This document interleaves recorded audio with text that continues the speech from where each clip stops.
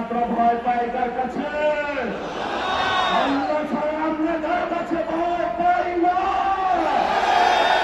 হে মালিক, তুমি আমাদের রক্ষাকারী, তুমি আমাদের রিজিক দাতা।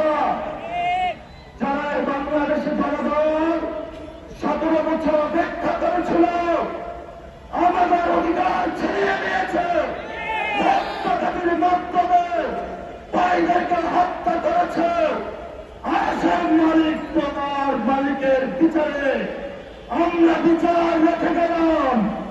তুমি তাদের দৃষ্টান্তমূলক শাস্তি বাংলার মাটিতে জনগণের সামনে করবে।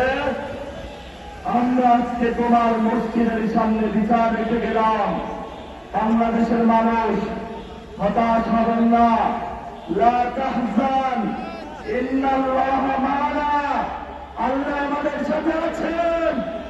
শক্তিবান, ভয় নাই। জয় করব, আমরা ইনশাআল্লাহ বিগত হয়ে পার্লামেন্টে যাব। আমাদেরকে এতদিন বলা হয়েছে বিচার এবং নির্বাচন মুখোমুখি দাঁড় করাবেন না। আমরা মরিয়া প্রমাণ করিলাম যে আমরা নির্বাচন বিরোধী নই। এখন সময় এসেছে শহীদ উসমান হাদির হত্যাকাণ্ডের বিচার করতে হবে।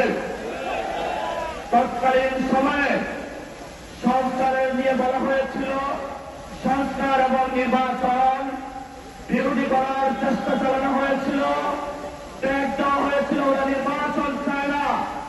আমরা তোমাদের চোখে আঙ্গুল দিয়ে দেখিয়েছি আমরা বাংলাদেশে গণতন্ত্র চাই। এখন সময় এসেছে, কোন নয় ছয় চলবে না। সংস্কারে জনগণের যে হাজার ম্যান্ডেট দিয়েছে দ্রুত বাস্তবায়ন করতে হবে। সাথে সাথে বাংলাদেশে সন্ত্রাস, চাঁদাবাজি, দখলদারিত্ব বন্ধ করার উদ্যোগ নিতে হবে এবং নির্বাচনের আগে আমরা এই বাইতুল মোকাররমে দাঁড়িয়ে একটি প্রটেস্ট করেছিলাম। ভোট ডাকাতির জন্য আমাদের জামাত ইসলামের এক ভাইকে খুন করা হয়েছিল। আমরা বলেছিলাম আমরা আবার আসবো, দ্বিগুণ হয়ে আসবো, এসে দ্বিগুণ হয়ে আমাদের ভাইয়ের হত্যার বিচার বুঝে নিতে হবে। রাজপথী সংগ্রাম জারি রাখতে হবে। এই বন্ডের উপরে আক্রমণ করা হয়েছে, পেটে লাথি মারা হয়েছে, কলকাতায় টান দেওয়া হয়েছে, গুলিবিদ্ধ করা হয়েছে, পা ভাঙা হয়েছে। প্রত্যেকটির হিসাব করায় গন্ডায় আমরা ইঞ্জিনিয়ার তারেক রহমান থেকে বাংলাদেশে বুঝে দেব ইনশাআল্লাহ।